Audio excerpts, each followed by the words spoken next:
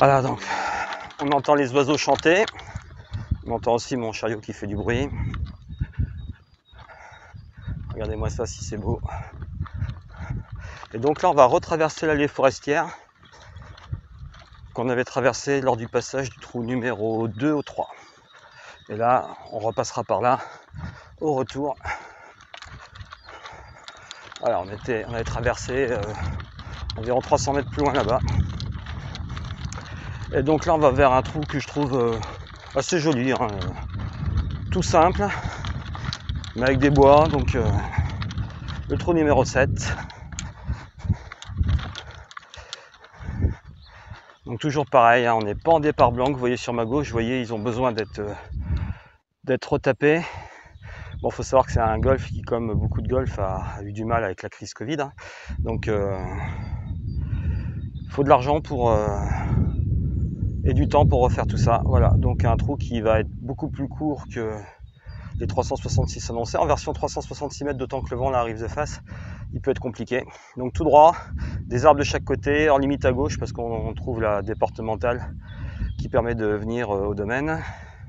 Et sur la droite par contre, on peut s'égarer à droite, on est sur Asmois, sur le trou numéro 12, c'est pas dramatique. Je répète, hein, c'est un parcours qui est long, je trouve des départs blancs habituels. Voilà, donc bon, encore un départ avec une largeur, au moins visuellement, qui est pas énorme. Comme le vent arrive de face, moi je vais jouer mon hybride pour garder une balle un peu plus basse. Donc c'est mon premier coup d'hybride de la journée. Alors là, il faudrait le jouer en fait plutôt en léger fade. Parce que si je me mets sur la gauche, ma balle va tourner trop tard. Donc je vais me mettre plutôt sur la droite et de la taper en léger fade.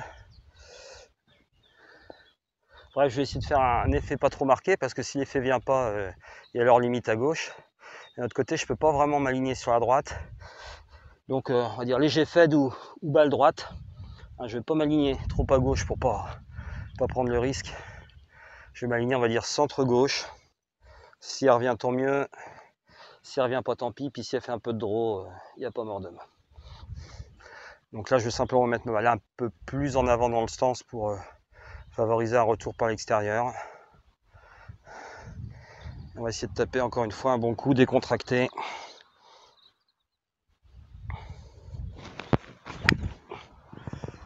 Bon, ça n'a pas fait du tout ce que je voulais. C'est pas le contact de rêve. Donc en fait, elle est partie très légèrement à droite. Un petit peu en chandelle, hein. Je leur dis encore, j'ai tendance à faire des chandelles avec ce club là en ce moment. Il faudra que je vois ça. J'espère que c'est pas à mon niveau que je vois là parce que sinon là ça fait peur. Et donc elle est revenue plutôt vers le centre du fairway, par contre avec assez peu de puissance, donc ça devrait me laisser une canne quand même assez longue. Hein, je pense pas que j'ai fait beaucoup plus de 180-190 mètres. On va voir ça. En revanche, bon, elle est en vie, c'est déjà ça. On avance sur ce fairway, donc on est sur le trou numéro 7 si je me souviens bien, avec ces branches basses là qui pouvaient gêner éventuellement une balle qui partait trop à droite. Un tout petit obstacle sur la gauche marqué par des piquets rouges dont je ne me rappelle même pas l'existence. En fait c'est un fossé, il faut savoir qu'il y a plusieurs fossés qui traversent le parcours pour pouvoir drainer. Je répète, c'est un parcours qui peut être très humide en hiver. Voilà, on va vers le green, vous voyez, on arrive dans une zone beaucoup plus dégagée. On va quitter la partie boisée là, pendant quelques trous pour revenir plus vers le château, donc on aura quelque chose qui ressemble plus au trou numéro 1. D'ailleurs on va passer assez proche du green trou numéro 1. Et donc on va pas tarder à arriver sur ma balle. J'ai franchi péniblement le 135 mètres. Il devrait me rester à peu près 125 pour rentrer du green. 130 même peut-être. Le drapeau semble être centre gauche du green à 134 mètres. Donc grosso modo aussi près de l'entrée que de la sortie. Alors, je vais tenter un fer 9. La balle vole bien aujourd'hui. J'ai un peu de vent dans la figure. Il y a un bunker sur la droite, et j'espère pas y aller. Donc un fer 9, normalement c'est 130, 135. Je pense que le vent ne va pas trop m'arrêter, mais la balle va bien voler. Allez, j'ai confiance. On va pas le secouer, mais on va le taper franco. Voilà, un peu en arrière dans le stance pour favoriser le draw. C'est pas beau ça, mais ça y va. Un swing un peu bizarre. Ouais, elle est sur le green. Ah, il faut pas que j'oublie que ça ne pitche pas sur les greens. Ok, donc je suis tombé, on va dire en trait de green, mais j'ai dû rouler un petit peu. Je sais pas ce que j'ai fait, par contre j'ai fait un mouvement bizarre, j'ai l'impression d'être revenu complètement de l'extérieur. Mais c'est pas grave, je suis tombé dessus, la balle est partie. Légèrement sur la gauche, mais 5-6 mètres à gauche du mât, c'est pas grave. C'est bien. Une journée superbe. Le jeu est plutôt pas mal, hein. Donc le score je sais pas, je dois être à 2-3 là. J'ai pas d'objectif avoué, donc j'en donnerai pas ici. Mais vraiment un parcours très très joli, qui est déjà dans un état très convenable pour cette période de la saison. Bon, il y a les greens, mais c'est bien qu'ils aient été carottés, hein. Ça va leur faire du bien, ils vont repartir et puis ils vont être superbes d'ici quelques semaines. Voilà, donc on arrive en vue du trou numéro 7. Alors j'ai un putt gauche-droite d'environ 8 mètres. Je prends pas le risque de chipper, hein. J'ai 30 cm de fringe à franchir, ça monte, donc il faut que je donne de la vitesse. Allez Romu, suffisamment de vitesse, prends tes deux putts, si ça rentre c'est bonus, ça fera du bien, sinon il n'y a pas de bobo. Ah ça c'est mieux déjà. Allez, allez. Ah il manque 20 cm. Bon, l'idée c'est déjà mieux. Numéro 8, donc on va passer tout près de l'entrée du domaine. Donc là on a une route goudronnée que l'on franchit entre le trou numéro 1 et le trou numéro 2 et qu'on va franchir également, si je ne me trompe pas, entre le 10 et le 11 et qu'on franchira entre le 17 et le 18. Voilà. Donc c'est mignon tout plein.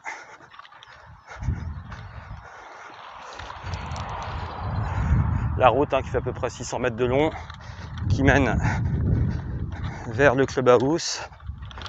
On distingue le château au fond là-bas. Et là on arrive sur le trou numéro 8, un très gros morceau. Donc on a la route sur la gauche, donc avec une barrière électrique qui délimite un hors limite.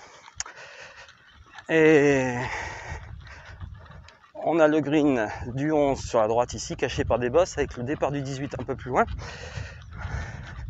Et là, si vous voyez bien, et vous allez le voir d'ici peu, trou numéro 8, par 4, handicap 1.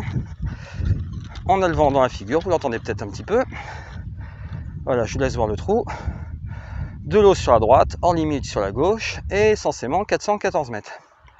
Aujourd'hui, il va mesurer que 383 mètres environ, c'est-à-dire rien du tout. Et donc, faut pas chômer.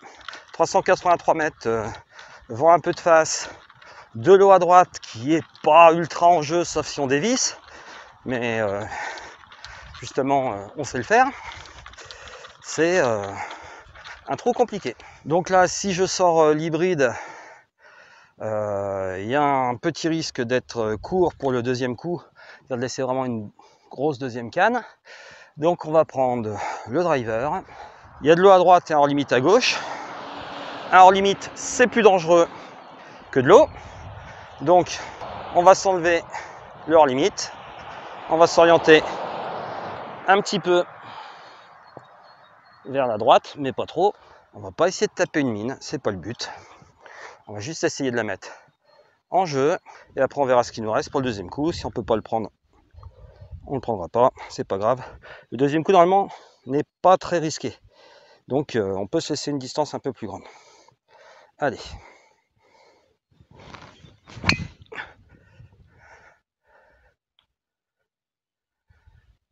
Alors j'ai fait un superbe hook.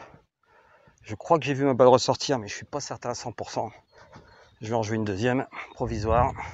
Et je l'ai tapé comme un bestiau. Je crois que je l'ai vu ressortir, mais il va me rester de la distance. Alors déjà c'est de la chance s'il ressort, hein, parce que ça mérite pas. C'est pas la balle du siècle. Elle est basse. Et tout ce que vous voulez, mais par contre elle va peut-être rouler un petit peu. Ouais, elle doit pas être loin du piquet de 135. Aïe aïe aïe aïe aïe. Ah ce driver. Bon bah ce n'était pas ma balle que j'ai vue, donc je vais jouer ma provisoire. Il me reste 150 mètres pour l'entrée du green, un drapeau qui est à peu près 10 mètres à l'intérieur, un bunker sur la droite. ça serait bien de prendre le green et de faire 2 putts. Le lie est correct, sans plus. Vent légèrement de face. J'hésite entre un 7 et un 6. On va taper un 6, vu que le lie est moyen. Alors celle-là, elle est pure.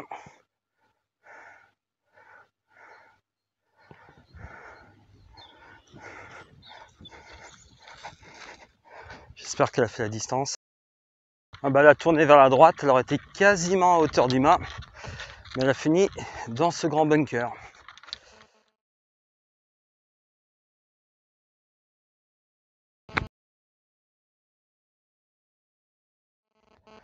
Donc un putt d'environ 4 mètres.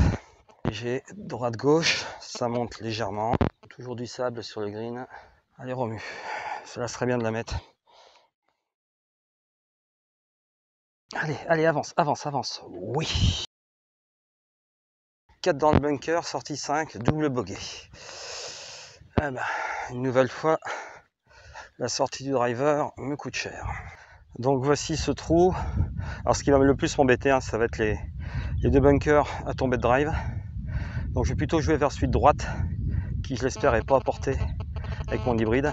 Et ensuite, il faut se placer. Donc c'est large, c'est dégagé, mais le fairway en lui-même n'est pas si large. Ce qui fait que si c'est pour taper un drive qui fait 20 mètres de plus et se retrouver dans le rough, déjà il faut retrouver la balle. En plus, le lie sera peut-être pas terrible. Donc aucun intérêt pour moi. Ça va être un coup d'hybride. Je vais jouer vers l'arbre de droite là-bas, avec un léger draw pour m'éloigner du bunker de droite qu'on devine là-bas, et qui doit être à portée, parce qu'effectivement, il est à 170 mètres. Donc le travail pour moi est de taper un bon coup d'hybride sur la piste qui avance, si je veux pas prendre le green en régulation. Ne pas forcer, c'est parce que c'est large qu'il faut forcer. Non, non. Elle est parfaite. Oh, elle est grosse celle-là. Oh, elle est grosse. Oh, elle a fait beaucoup de chemin. À mon avis, je serais pas surpris qu'elle ait fait dans les 220 mètres. Donc elle est partie quasiment droite, très léger draw de 5 mètres. Pour le moment, ma meilleure mise en jeu. Alors un deuxième coup à taper en fade ou par-dessus les arbres. On est à 260 mètres de l'entrée du green. Il y a un petit obstacle d'eau sur la droite, donc on n'a pas le droit non plus de... Donc là, je vais taper un fer que j'aime bien, c'est le fer 6. Je vais essayer de le taper donc en léger fade, donc je vais m'aligner très légèrement à gauche des branches que l'on voit. On va essayer de faire une balle assez haute aussi, donc pour écarter tout danger et la faire revenir légèrement vers la droite. Si elle finit tout droit, c'est pas très grave. Allez.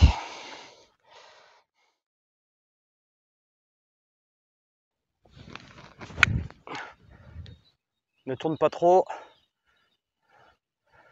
Donc elle a pris plus de fête que prévu, donc elle est passée au-dessus de l'arbre. Je l'ai vu se pluguer sur le fairway ou très léger rough. C'est un petit peu le même genre de coup que j'ai fait au trou numéro 2. Là, elle avance un petit peu plus, mais donc il me restera encore, je pense, une bonne canne. Donc je continue à vous faire découvrir le parcours. On revient vers le château qu'on distingue au fond là-bas. Le fairway, ouais, c'est joli. Donc dégâts de sanglier, hein. Ça a été ressemé, donc ça devrait reprendre prochainement. Et ma balle, on la distingue, elle est bord de rough. Elle est même fairway, je pense. Donc ma balle a fini pour 30 cm dans le rough. Bon, mais elle est posée correctement. Il me reste 123 mètres au drapeau, 110 à l'entrée du green, donc un drapeau un peu au fond. Il y a un bunker devant à droite et devant à gauche. Et je crois qu'il y en a un au fond à gauche, mais je suis pas sûr. Donc je vais jouer le centre du green en laissant ma balle revenir légèrement vers la gauche. Et ça va être un pitching wedge pour moi. Le vent est finalement un peu favorable, donc si je la touche bien, ça devrait faire la distance. Je ne vais pas trafiquer un coup de fer neuf. Donc on y va en confiance. Pitching wedge en général, c'est un club qui me réussit plutôt bien. Sachant que la balle de toute façon ne devrait pas pitcher. Si je suis un peu court, ce sera parfait. En plus le green monte un peu, donc elle ne devrait pas aller trop loin.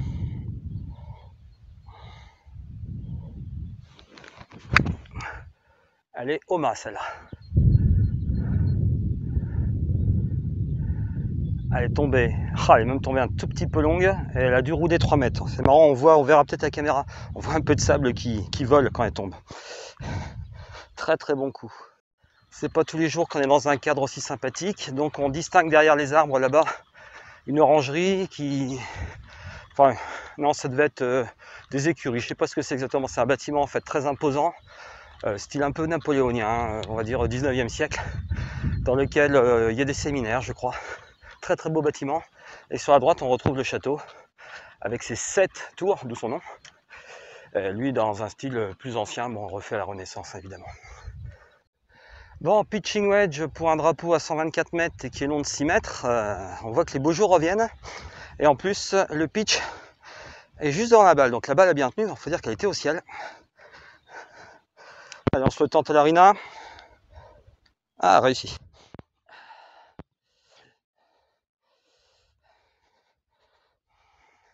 Donc par contre, on va avoir un putt en descente, droite-gauche. Alors je commence à avoir chaud en pantalon. J'aurais dû prendre un pantalon un tout petit peu plus léger.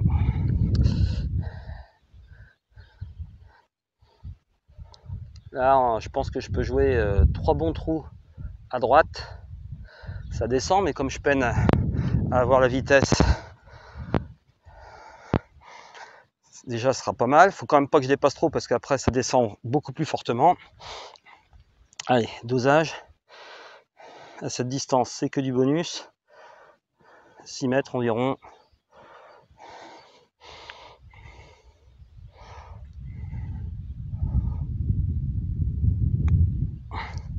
Ah, je la pousse à droite et c'est pas assez fort, il manque encore. Oh là là là là là.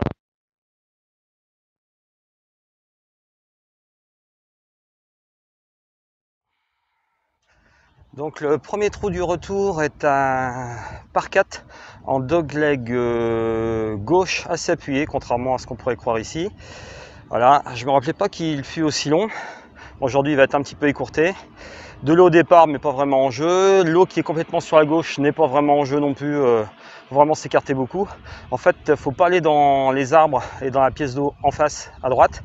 Et il faut se laisser une canne assez courte pour le deuxième coup, parce que vous voyez, il y a de l'eau à franchir pour attaquer le green.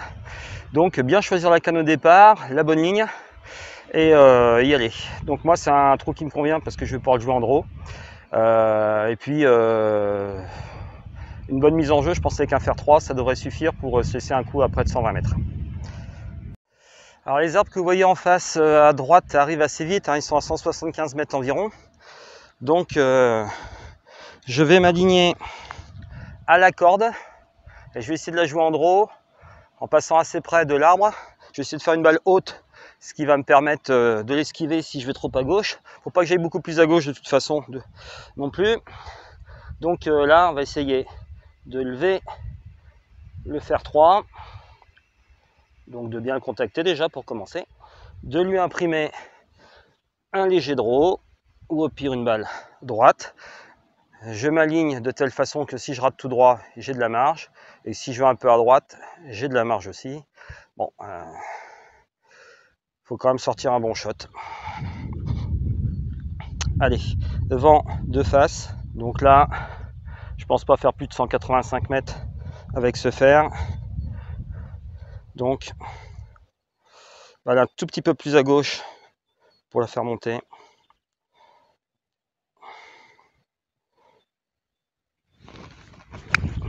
Elle est parfaite. Elle passe au-dessus de l'arbre, donc c'est plus à gauche que ce que j'avais prévu. Mais d'un autre côté, ça va être plus court. Alors je vais expliquer. On est dans le coup typique qui fait que j'arrive quelquefois à sortir des scores. C'est-à-dire que bon, la chaîne, ça pète pas non plus golfomat par hasard. Voilà, on avait l'arbre à gauche qui gênait, mais j'ai pris un club qui me permet, si je rate un peu, et je sais que je vais rater un peu parce que je ne suis pas un joueur professionnel, j'ai pris donc un club qui me permet de passer au-dessus si je vais trop à gauche, qui me permet de ne pas être trop long si je vais trop à droite, et qui me permet de prendre la bonne distance. Donc c'est-à-dire que si vous réfléchissez bien à votre coup, vous pouvez vous laisser une marge de manœuvre. C'est-à-dire que ma balle, moi, elle est partie facilement 15 mètres, peut-être même 20, plus à gauche que ce que j'avais prévu, parce que j'avais prévu de contourner l'arbre et en fait je suis passé au-dessus. Et donc elle aurait dû finir vers la tondeuse que l'on voit actuellement. Et là en fait elle finit plein fairway. Mais même si elle est finie vers la tondeuse était hors de portée ici, il n'y avait pas de souci. Alors maintenant, chaque stratégie a son revers. J'ai pris un club fer 3, je rappelle trou de 350 mètres, bon même si en coupant il fait un peu moins. J'ai dû faire ça en 85 mètres maximum. Là il me reste 140 à peu près pour l'entrée du green. Donc il va me rester un bon 150-155 pour le drapeau. Donc on accepte une deuxième canne plus longue pour être sûr de ne pas faire de grosses bourdes au premier coup. Ça c'est ma façon de voir les choses, c'est aucunement une obligation. Moi j'ai 155 mètres, on avait un peu le vent de face, donc on a toujours de face. 155 mètres vent de face, bah, ça va être un fer 6 une nouvelle fois. Si on a un peu long, c'est pas grave. Donc là, favoriser encore une fois un bon contact, surtout pour franchir l'eau. Donc normalement, l'eau, à part en cas d'une gratte ou d'un top, n'est pas en jeu. Par contre, il faut que j'évite le bunker de droite. Il faut éviter aussi que je me balade trop à droite ou trop à gauche, parce qu'évidemment, là, ça peut donner des ennuis. Allez. Donc, coup un petit peu stressant, on va dire. Hein, parce que là, attaquer un green à 155 mètres, c'est pas tout le temps, mais bon, faut l'accepter si on a été prudent. Et moi, c'est plutôt ma façon de jouer.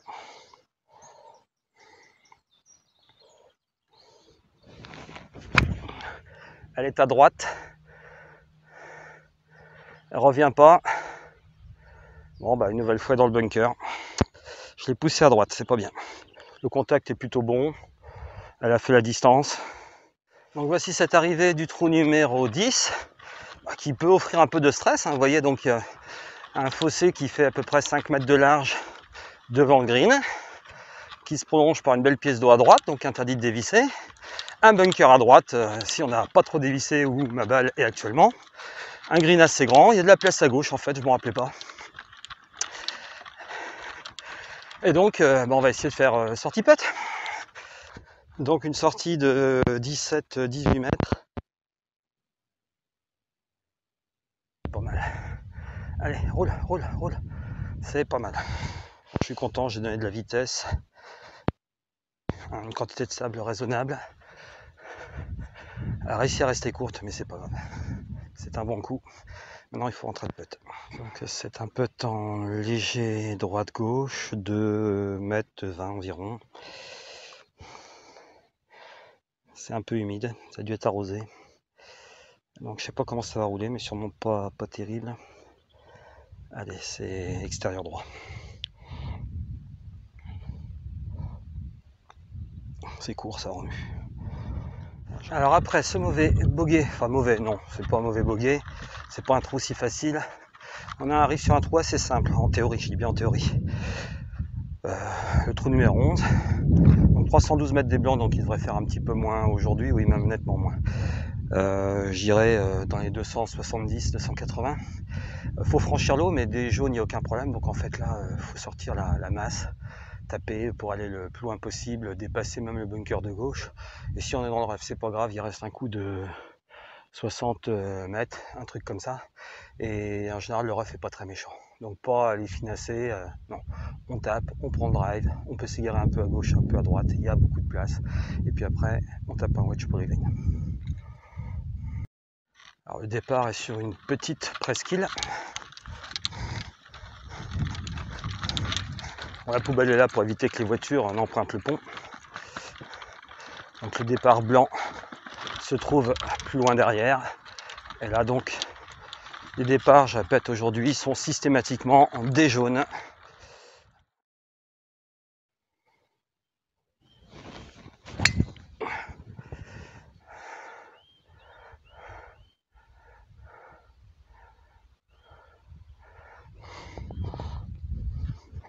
Alors, je vous dis franchement, j'ai fait un très beau drive, mais c'est pas celui que vous venez de voir.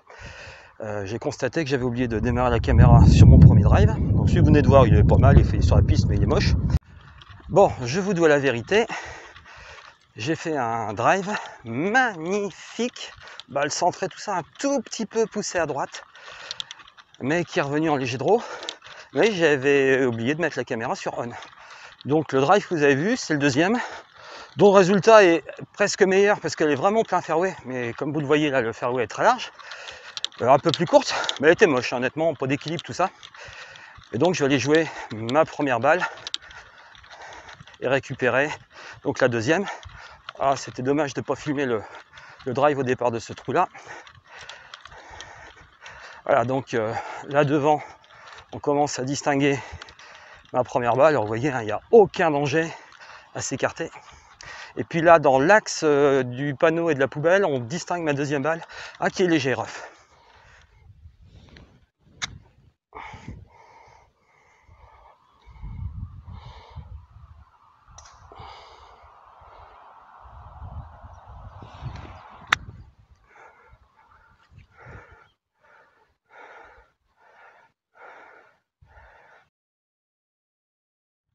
Alors, j'ai pas commenté le coup précédent parce qu'il y avait des joueurs sur le trou d'à côté au départ du 8.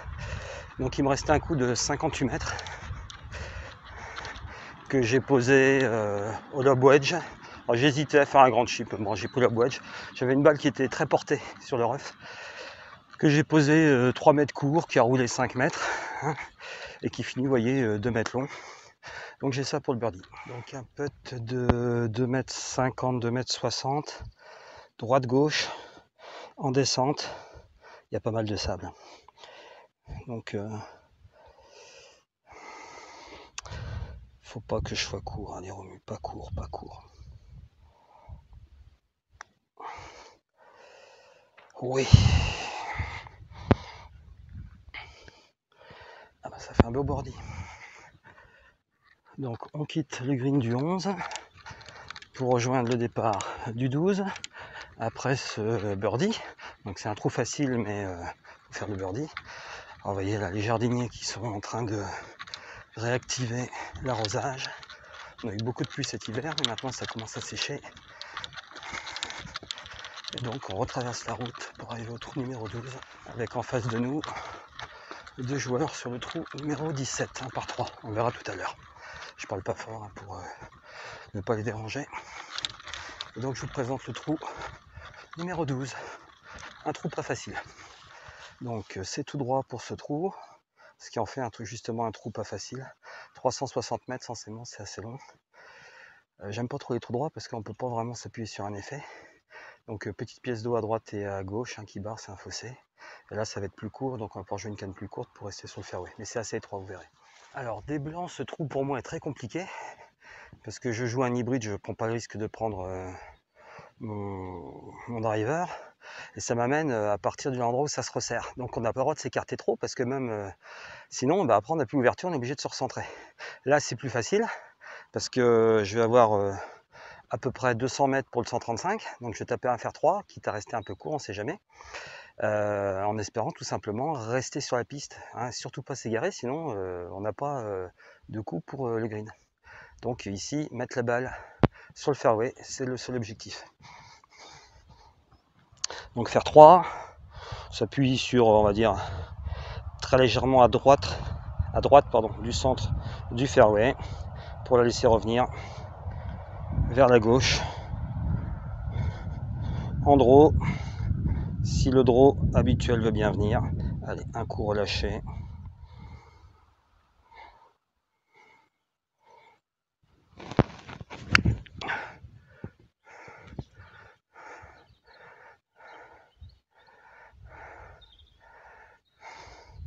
Alors un coup de fer 3 qui est parti plus à gauche que ce que je voulais, mais droit.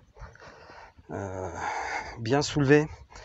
Elle doit être bord du fairway ou très léger rough. Donc ça pourra surprendre certains de me voir faire un coup de fer 3 sur un trou qui fait 340 mètres. Mais je préfère me laisser un coup en deuxième plus long. Mais depuis un lie correct, alors on voit ma balle sur la gauche un peu après le 135, que de risquer une balle qui va finir je ne sais où et qui m'empêchera d'atteindre le green.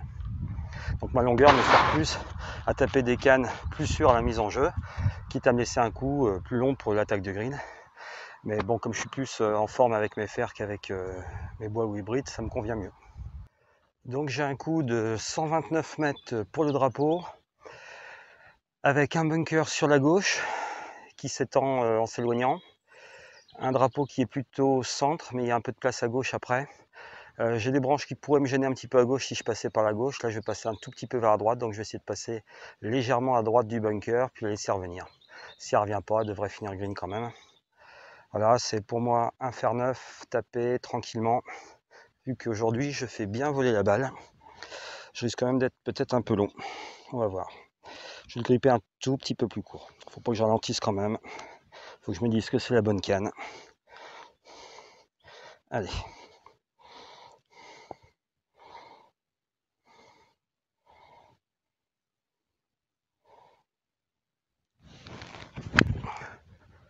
Un contact un peu bizarre. Je l'ai refermé, elle est partie à gauche. Elle a flyé le bunker. Oh, elle est trop longue. Alors là, ça me fait un petit peu, je crois que c'est tout à l'heure, c'était un fer neuf aussi.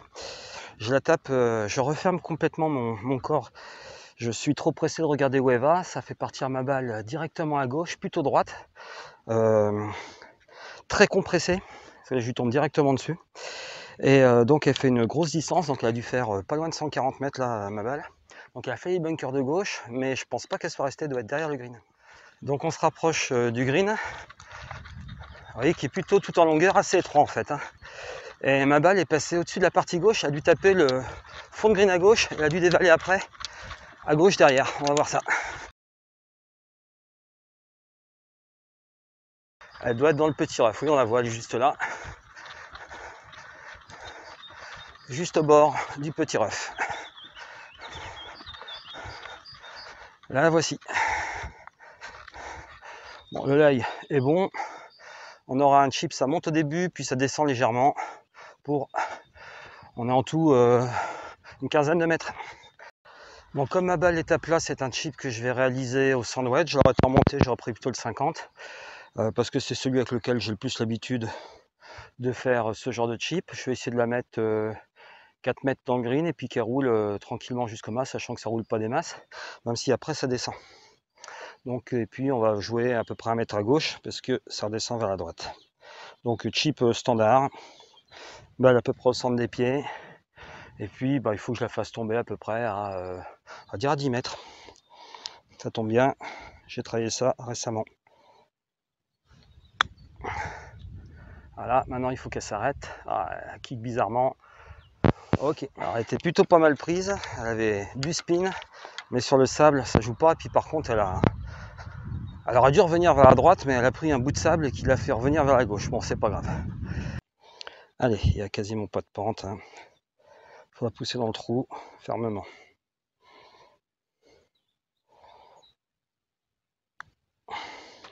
Voilà. Et plus fermement que ça aurait été encore mieux. Ok, de part.